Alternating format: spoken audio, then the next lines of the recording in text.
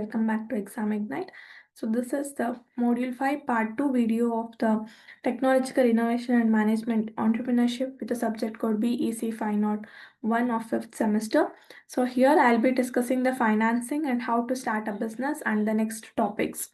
So here firstly, project financing. Funds can be raised from a variety of sources for financing a project. So two broad sources of finance available to a firm are equity financing and the debt financing. Here are two factors in determining the debt equality ratio for a project here and the cost, the nature of assets, business risk, norms of lead lenders, control considerations, and the market condition. So this equity and debt come in the variety of forms and are raised in different ways. What is equity financing? This is a shareholders fund, and it may be in the form of equity capital, preference, internal accrual, venture capital, and angel investing. So this is means of exchanging the partial ownership in a form of funding. So here they enjoy the rewards as well as the bear of risks of the ownership, both of them. They are liable, unlike the liability of the owner in a proprietary firm, and the partners in a partnership concern is limited to their capital contributors. So next is debt financing. Here the company borrows the money to be paid back at the fund rate with interest. It is known as debt financing. It could be in the form of secured as well as unsecured loans. So either finance a working capital or an acquisition. So debt means it is the amount of money which needs to be repaid back, and financing means providing funds to be used in the business activities. So it's an important in the debt financing is the fact that you are not losing. Next is preference capital. This is a hybrid form of financing. Some characteristics of equity are there and some attributes of the debt are there. So it is a special class of company share on which where you dividends are paid before the dividends on the ordinary shares, like that. Next comes venture capital. So it is a finance investment by the professionals called the venture capitalist in the startups with a growth potential. A venture capital provides a guidance to the company and a business partner, sharing both the risks and the rewards. Venture capital is an important source of equity for the startup companies. So here with a solid base for future growth, they help. And also this can expect about 20 to 40% equity stake in the company. This is the one major thing you have to remember. And high returns of their investment within the 3-4 years. They wait for the long-term returns. And also invest the stakeholders' money in the startups, this venture capitals. And also this promotes and encourages the organizations venture capital industry in the country and encourage the members to invest in the high growth companies. So we are having several venture capital firms in India, like you can say Nexus India Capital, Norwest Venture Partners, Inventures Capital Partners, like this. DFL India. Stages of this financing is you have to deal the organization first, then in screening process, evaluation or due to diligence, then deal the structuring, then post investment activities and the exit. So these are the steps. And also you are having 6 stages of venture capital financing identified by 2 persons.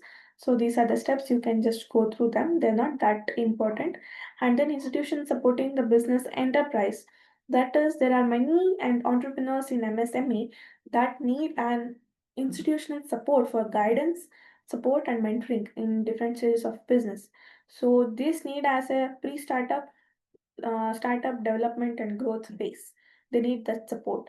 So you should be aware of the government and non-government support for the systems available for this enterprise. So there are various institutions supporting the entrepreneurial activities in India, like central level institutions, state level, and other institutions. So central level, these are set up by the central government. You can say National Board of Micro, Small and Medium Enterprise, that is NBMSME. They help in all these things. Khadi Village Industry Commission, this is KVIC. COI Board, Micro, Small, Medium Enterprise Development Organization, MSMEDO. National Small Industries Corporation, NSIC. National Science and Technology Entrepreneurship Development Board, National Productivity Council, NPC, in Entrepreneurship Development Institutes, EDI, National Research Development Corporation of India, NRDCI, and National Entrepreneurship Development Institutes. Coming to the state levels, these are set up by the various state governments in India. These are state directories of industries like District Industry Centers DIC, State Financing Corporates SFC, State Industrial Development Corporation SIDC, State Industrial Area Development Board. Other institutions apart from the central and the state level institution, there are other various institutions like National Bank for Agriculture and Rural Development, Housing and Urban Development Corporation, Technical Consultancy Organizations.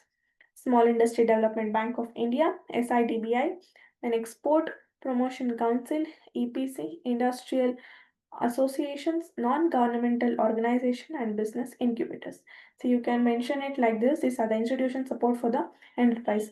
And do note, while writing the answer, please do make sure that you include some of the figures, like in terms of a block diagram or the flow chart or any attractive pictorial representation, so that your answer will be more attractive to the evaluators, and that helps you to score well. So like this, after writing this, if you write or combine all those things and write, you don't need to remember all, just at least remember 1, 3 to 4, and remember all the things in the 3 levels. And if you write like this makes the evaluator that you're good in the understanding and you do remember all the points, and that is being covered in your answer. So they may directly give the marks to by just seeing all these things, that you are aware of all this. Next comes the pre-launch and post-launch requirements. This is nearly 75% of the startups fail within the 3 years of their launch. So this saying, prior planning prevents poor performance. So this applies directly to the startups. So there's need to be an established audience preference beyond force to achieve this. So this is crucial to look at the big picture, how you can build up excitement leading to a big deal. So some of things, 7 ways that you can build a hype months before your business launches is: one is explain how your product or service changes the lives. That you have to give a valid reasons. Then pinpoint interest on your target market. Find the right influencers. Create a web page and sign up form. Hold the contacts with the giveaways. Track and analyze everything. Next is keep the audience in suspense. So explain how your product or service changes. For this explanation, you just consider one example and start explaining that example with respect to this point. This is how you have to write an answer for the theory subjects. So like that, you can just go through this. You will get an idea like how you have to write for each of them. Next, procedure for getting license and registration. So primarily the registration business is filled with state which is business operates. So some types of business have to get registered with the federal government, but only if you operate business such as those pertaining to firms, tobacco and alcohol, they have to get registered before they run or start the business. So small business administration is a great resource that provides many tools to help you register your business. So next, obtaining the registration. So the sole proprietor has no legal formalities unless the MSME choose to register with the district industry center for obtaining the various facilities and incentives. So this is governed by Indian Partnership Act, that is 1932, the Management on Entrepreneurship Module 5B CBIT Kolar page 16. Terms and conditions of partnership are contained in the partnership deed companies. Next, challenges and difficulties in starting an enterprise. This is the main question that is asked. So do listen to it properly. Firstly, main problems are lack of availability of adequate and timely credit. So despite all this dominant number, high growth potential and importance in the job creation, MSME face difficulty in this obtaining the adequate and timely equity capital or the competitive term. The major reason here is high risk of perception among the banks with regard to the sector, high transaction cost for the loan appraisal. Then you have level of non-performing assets is also very high in this segment. Banks are reluctant to provide the credit to MSME, and so they find it difficult to furnish the collateral that they have to pay higher interest rate. So these companies face obstacles in raising the funds and their expansion and meeting their working capital needs. And second is inadequate infrastructure facilities. It may be located in industrial estates, urban areas, or an organization in rural areas. So, providing with the power, water, roads is often very poor and unreliable. So, these are the major difficulties that they face in reaching the target market with an efficient and profitable manner. So, poor physical infrastructure, it hurts the productivity and competitiveness in an Indian MSME. Next is technological backward and lack of product innovation. So timely as as your competition increases and the present global environment, it is crucial to have the latest technology, and you have to invest in the research and development in the R&D sector for the product innovation. So the knowledge gap of this MSME will increase and digital divide and rapid changes in the technology. So you have to um, increase all this by small scale operation and had but MSME has a limited access to R&D and cannot invest much on it. So this is a major drawback in scaling up their operation. Then lack of access to market, adequate resources to link to the diverse market is beyond the immediate vicinity. So limited access to the larger market in terms of the market linkage, transport, and information exchange seriously undermines the product and the demand. So the limitations and constraints to the profitable and growth. So MSME market efforts are required to increase this demand and the services of the MSME. If the absence of large market budgets, most MSME cannot opt for the television and the media advertising. So this is lack of access to market. Then finding and retaining the human resources. So the major advantage of the larger pool of human resources in India. But MSME will fail at providing them a rightful skill set for the manufacturing, service, and marketing. So this is a low retention at the MSME and matching the large enterprise in terms of work environment and remuneration, and they do not attract many experienced and talented workers due to various limitations, and they work with little or network experience, and they need to provide them a job training like skill development sessions and many more, fair amount of time for becoming the productive, and once they are trained, many of them leave for better opportunities. So that is one, retention is a major issue. Impact of WTO compliance and regulatory system. So this impacted because mechanism of adopting to technical standards and approvals and permits which imply the additional cost. MSME are vulnerable to impact of WTO regulations as they are now in direct competition with the competitors in South Asian countries and China, which can manufacture goods at the low cost. So this will face a greater competition from the imports. So this tighter the patent laws also put MSMEs at disadvantage. So it is observed that MSME China, Malaysia, and these are all, so they dump several products in India. So next we move on to the project design and network analysis, the last topic of this module. So here the quality management tool that charts the flow of activity between the separate tasks. It is graphically displays the interdependent relationship between the groups, steps, and tasks as they impact our project. What is the importance of network analysis is it should be considered that with the reference of sequence of activities and events, the whole project may put into a network while different segments of the project may be detailed out in separate network for final integration in the overall network.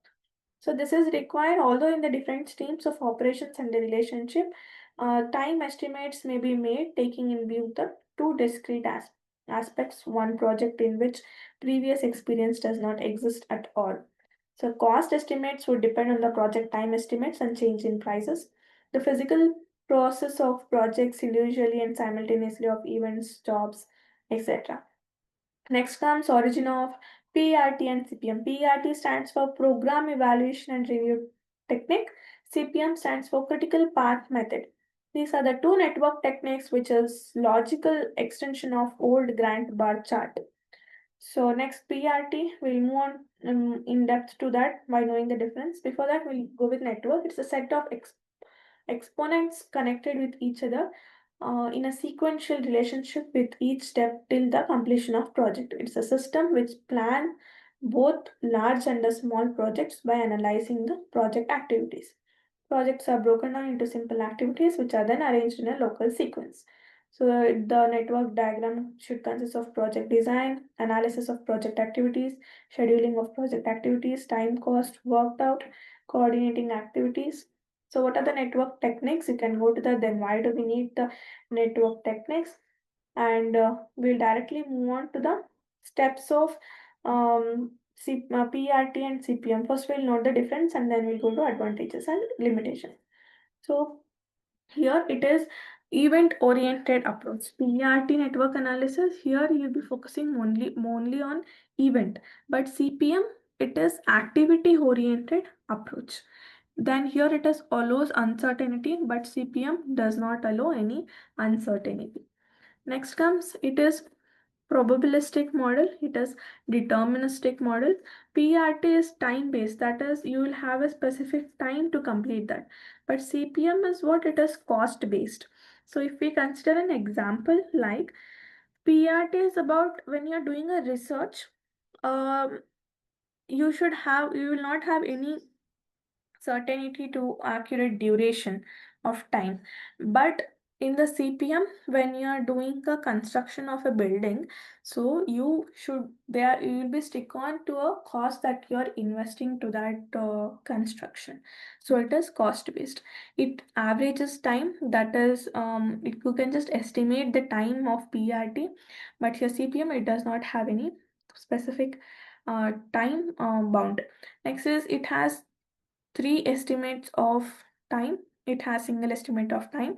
It is suitable for high precision it is required. It is suitable when reasonable precision is required. So the for the PRT, you can give an example like developing a new software. So here, time for the coding and debugging cannot be determined in the PRT. But when you come to the CPM, you can give an example as construction. As I said, you can predict the time for each of the phase that is being in that. So this is always fixed CPM and a single time estimation as written. PRT it is optimistic and it is time estimates. So let's move on to the advantages and limitations of this PRT and CPM. Here okay, advantages. So here, firstly, it handles the uncertainty PRT. It identifies the critical activities and it focuses on improving the communication. But what are the limitations of PRT means it is there is no time estimation that for the completion of the activities because of the non-repetitive type, and this is complex projects become more complicated as you're not having any boundaries, and there is no resource constraint in this. You can use as much as you can because there is no constraint for the cost. Coming to the advantages of CPM, here it is identifies a critical path that is required to complete that process. Then here cost optimization is important, simple and it is effective, and it is having a standard method for communicating the project plan, schedules, and times, etc. Limitations comes there is a fixed duration, so determining the time estimates it's with limitations of the CPM. Then it is not that flexible compared to PERT, and it is static in nature, so there is no changes. So this was all about the module 5, and this completes the series of the technological innovation and management entrepreneurship 5th semester BEC501 subject code subject. So thank you for watching. Do like, share, and subscribe to exam